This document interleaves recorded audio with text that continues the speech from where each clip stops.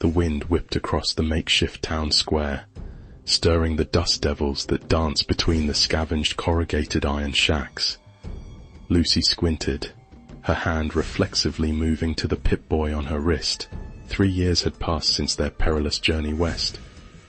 3 years since she'd stared down the barrel of a gun held by her own brother, twisted by trauma and the siren song of a technologically advanced past.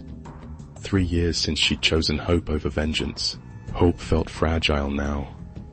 The Brotherhood, under Maximus' leadership, was a shadow of its former self. Their losses were too deep, the wounds too raw. Even Hank, his gruff exterior softened by their shared ordeal, seemed lost, wrestling with the ghosts of his past. The fragile peace they'd brokered in the wake of the Unity incident was fracturing. Rumors of a new power, whispers of a figure called the Catalyst, drifted in with the desert winds. Supplies meant for the fledgling settlements were going missing. Tensions between factions flared over dwindling resources, and a pervasive fear hung in the air, thicker than the dust. One cool evening, as the sky bled into a fiery sunset, a ragged messenger stumbled into their camp.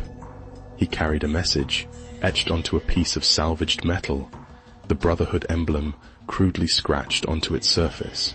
It was from a patrol sent to investigate the missing supplies, a single chilling line scrawled in hurried handwriting.